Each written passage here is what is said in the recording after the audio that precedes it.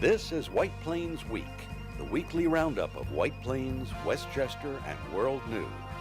With John Bailey, editor and publisher of the daily internet newspaper White Plains Citizen Net Reporter, WPCNR.com.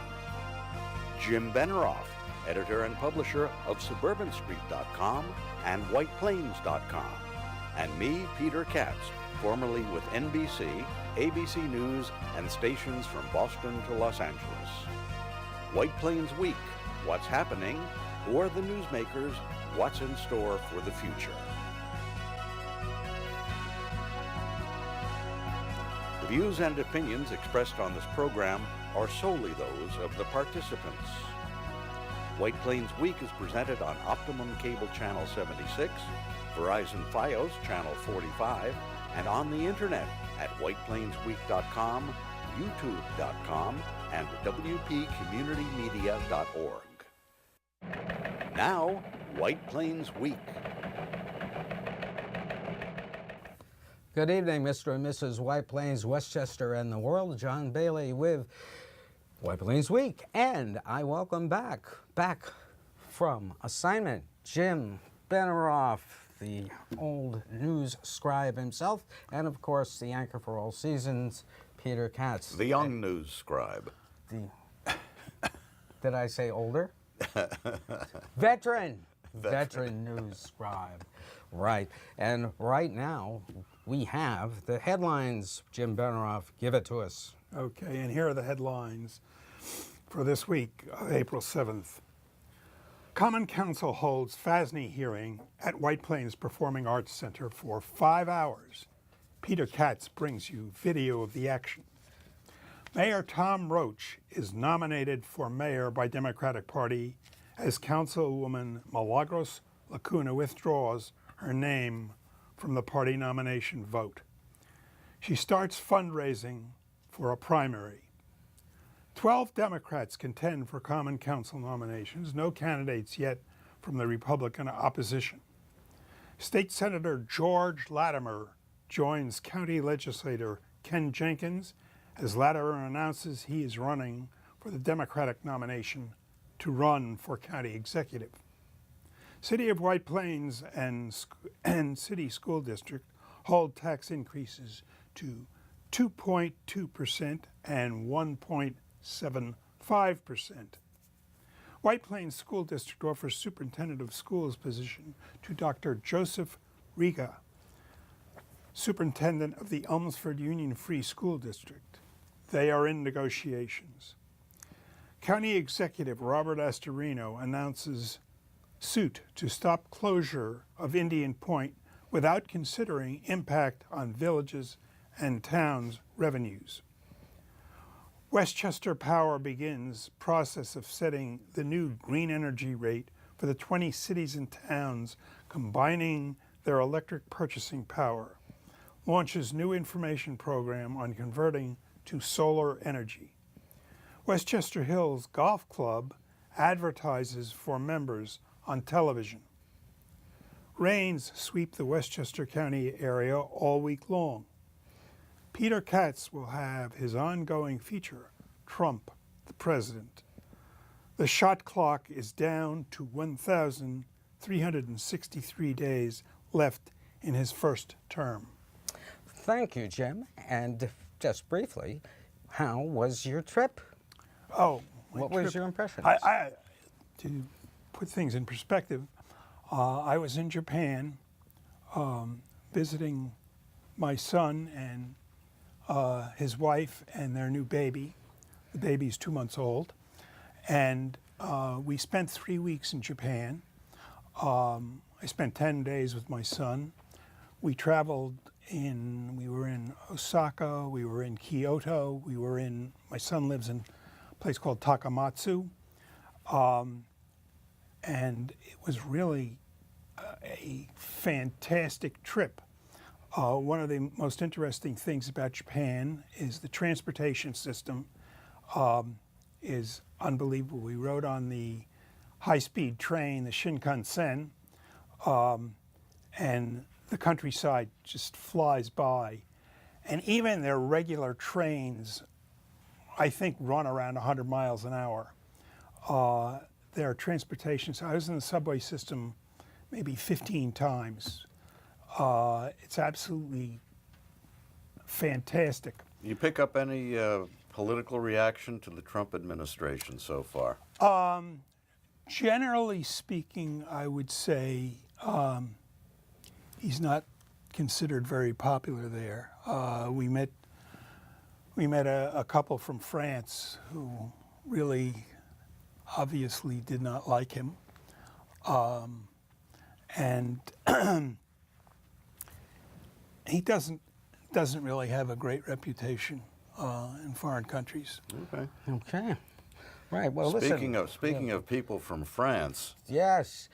What a segue. Do yeah. I know how to run a show or Right. what? Exactly. Look at that picture there. Yes, the Rollo newsreel March of Time, and that is the empty seats of the Common Council awaiting the hearing on FASNY. And Peter, you have it all. Yeah, you know, John, if this week's FASNY hearing had been held in City Hall in the Common Council chamber, it would have been an overflow crowd. But they held it in a place with more than 400 seats, and a casual observer might have been misled into thinking that all of the empty seats means no one really cares about the issue anymore.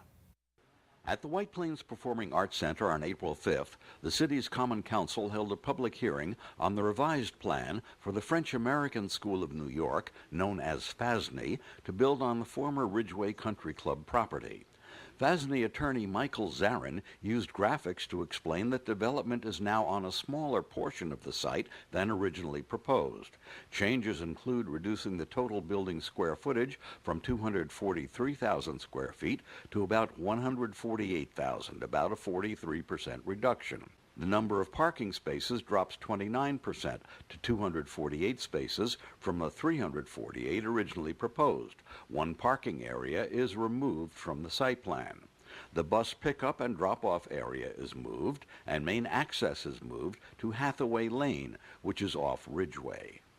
The school says traffic will be cut by about 42%.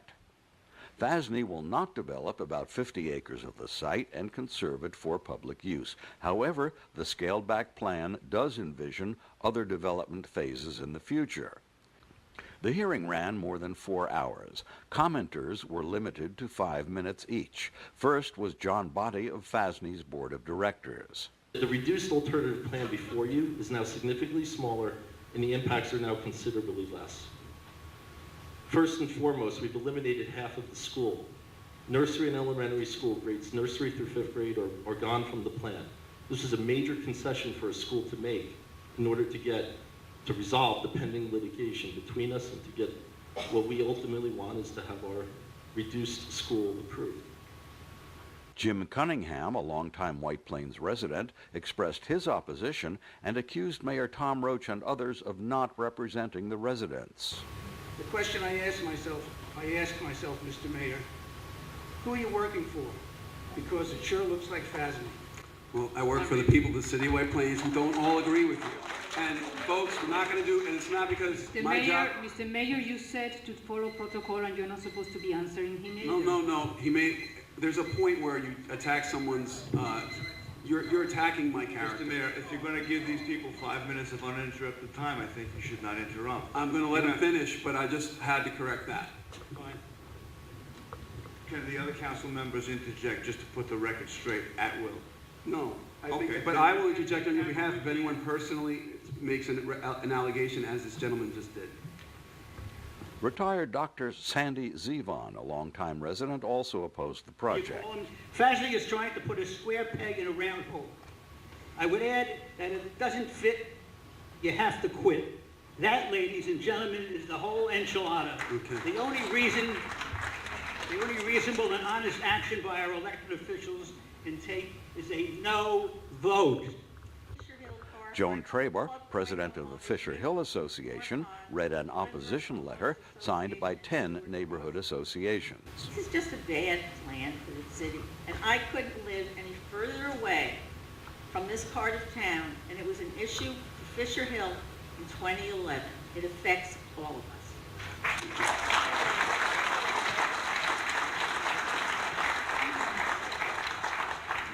Resident Beth Wallach, known for her work on the White Plains Beautification Foundation, praised FASNY for conserving the 51 acres.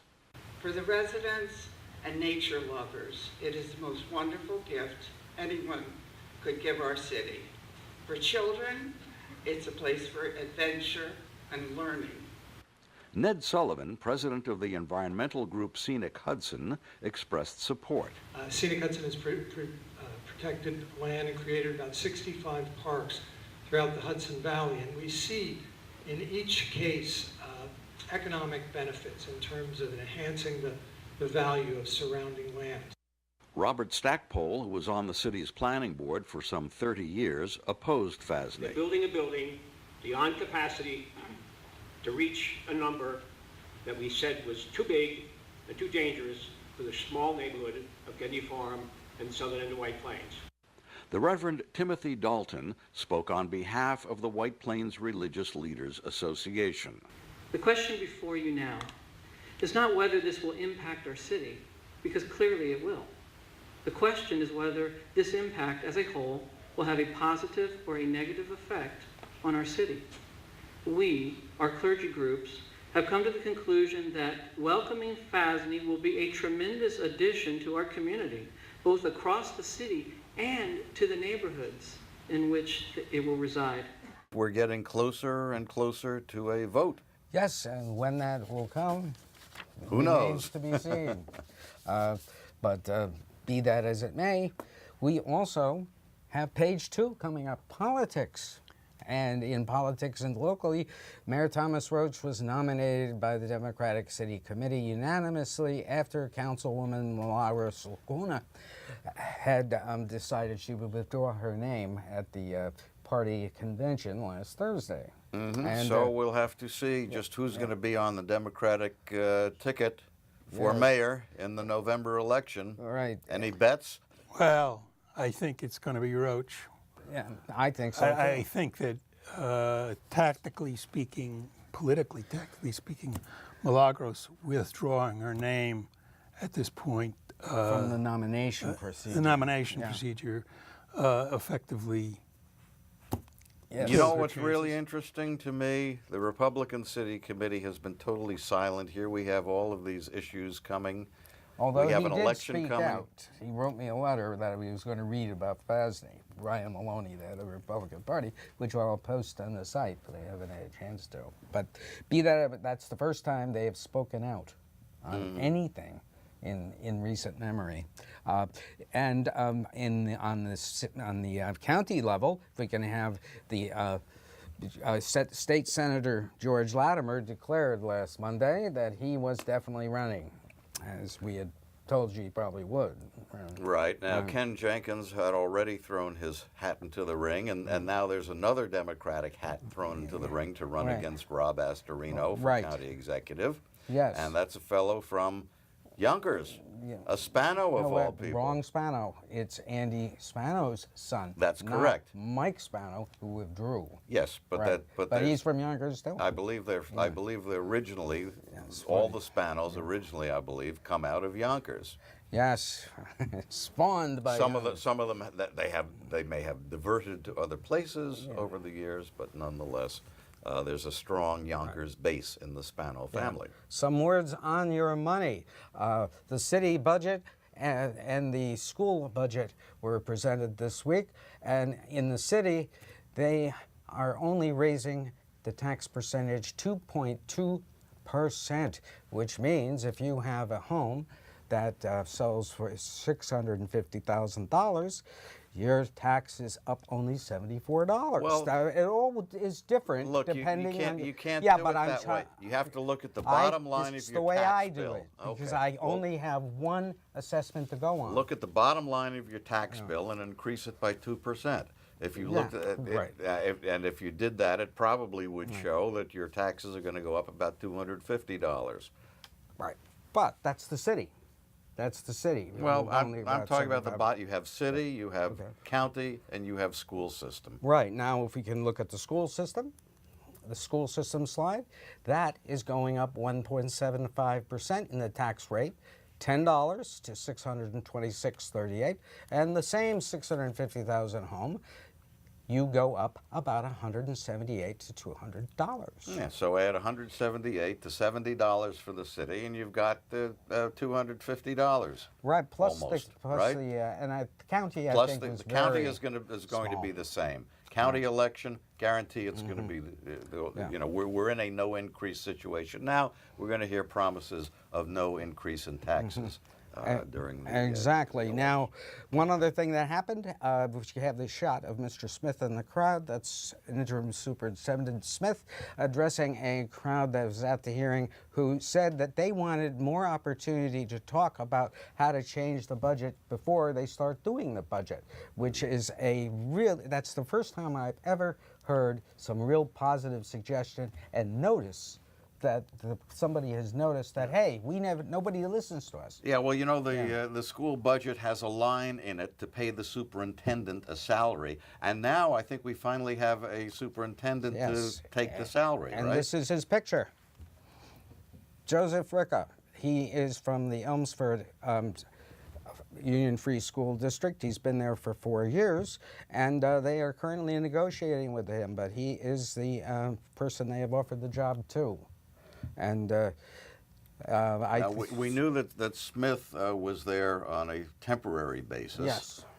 So it's you know, we're not surprised to learn that there will be a change in the person sitting in the superintendent's chair. Right.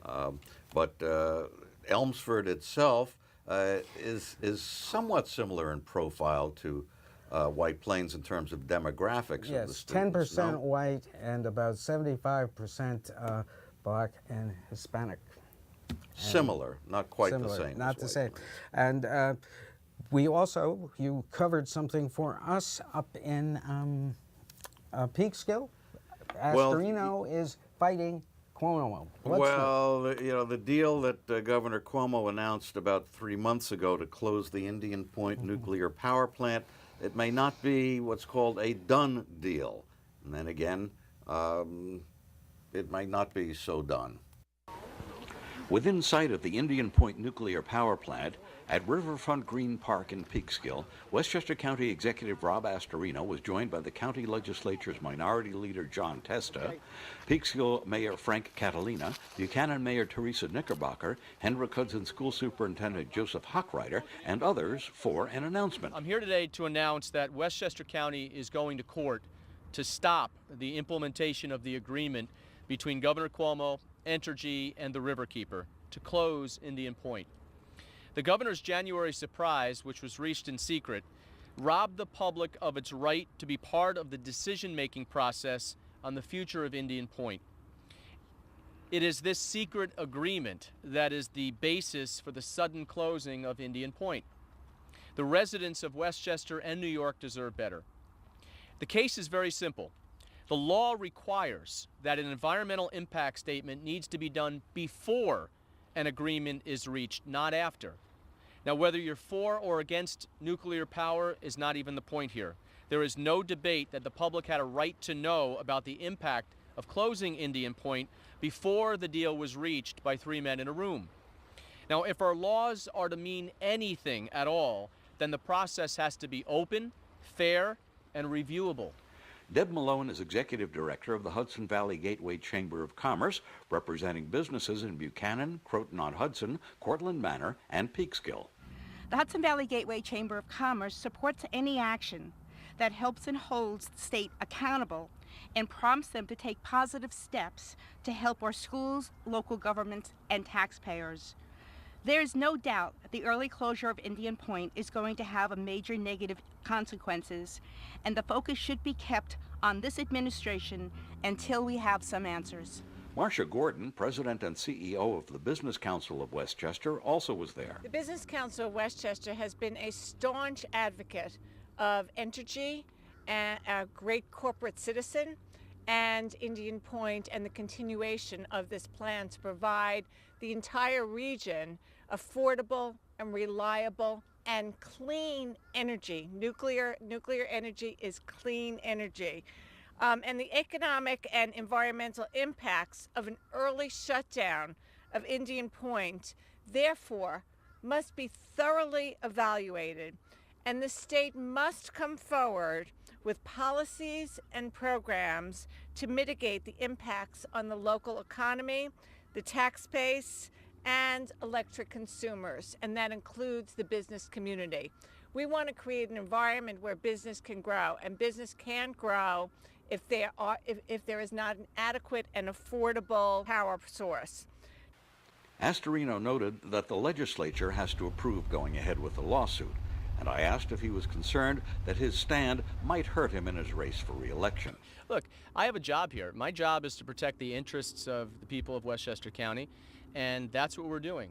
The governor and the state agencies, Riverkeeper and Entergy, didn't follow the law in this respect, and the law has to be upheld. And, you know, if we take something as consequential as a nuclear power plant and discard the environmental protections, discard the process, discard the law, and leave behind a wasteland, then why do we even have environmental laws? And so they're constantly making a mockery of it by doing things like this without any public input. And so the process and the law must be upheld. It doesn't matter who it is. And in this case, yes, it's the governor. Yes, it's the attorney general. Yes, it's the agencies that cut this deal and signed it without doing the proper steps. Now, Amazing. we understand that Mike Kaplowitz, the Democratic leader in the Board of Legislators, which has to approve whether the county actually files the lawsuit, says that the legislature will not approve it. That's right. Well, but we will see. They have it's May 8th is, I believe, is the cutoff date for them to vote. Right. Now, we continue with our ongoing series, the most action-packed series on television, and that's Trump the President. We've had another exciting week. Yeah, you know, as we speak, the story is still unfolding. The U.S. fired 59 missiles into Syria aimed at an air base which it is believed was used by the Assad regime in launching its chemical attack against its own people.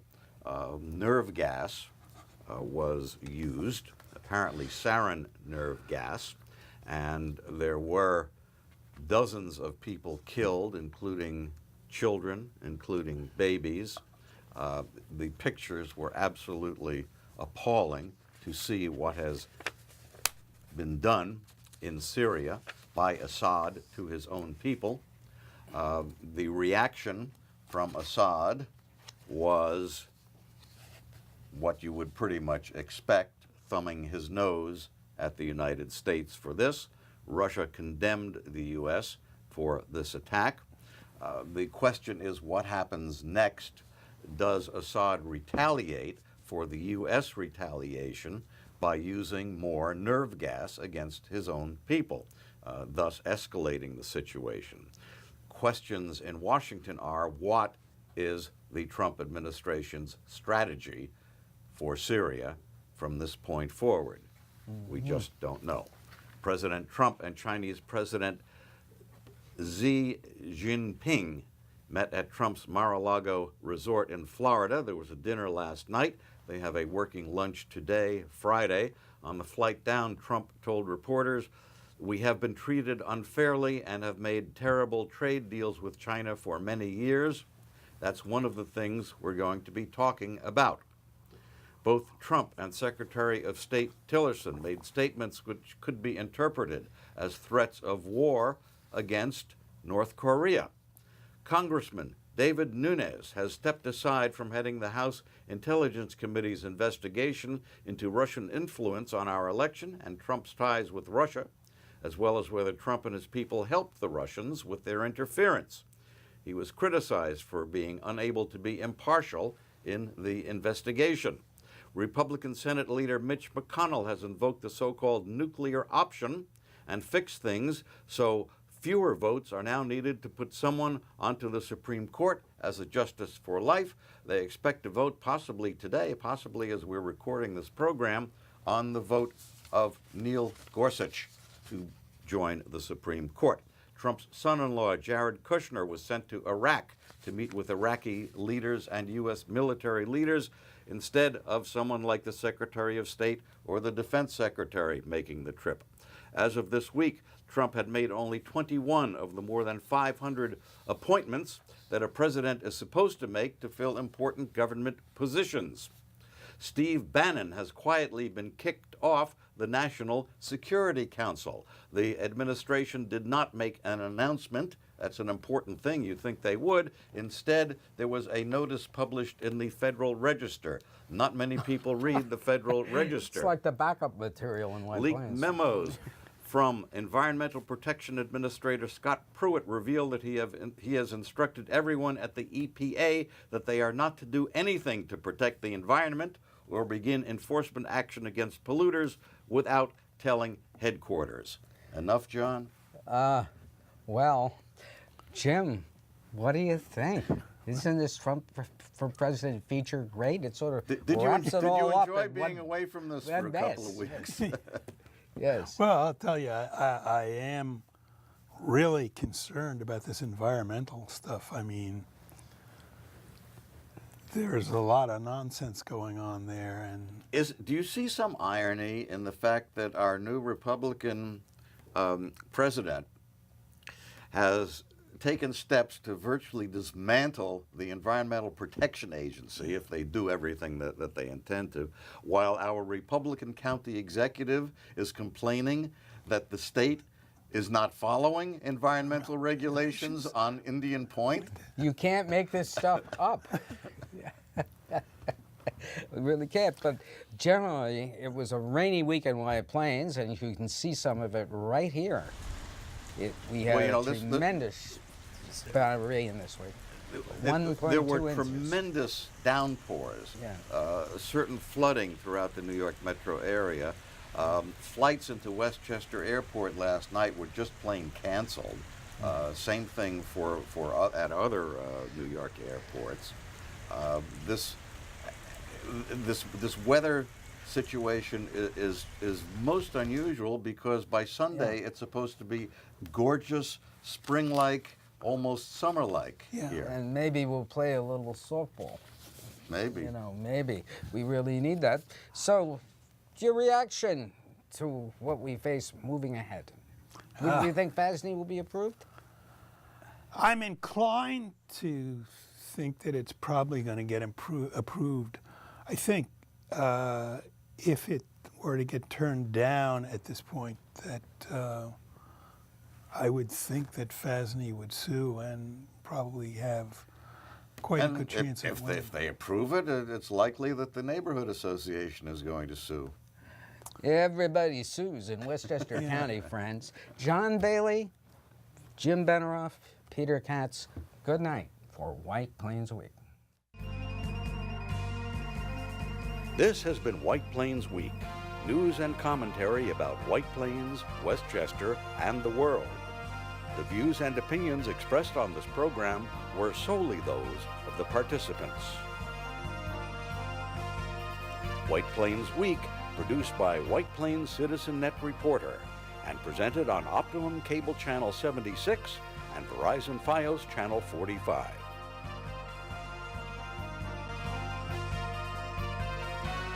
You may view White Plains Week anytime on the internet at whiteplainsweek.com, youtube.com, and wpcommunitymedia.org.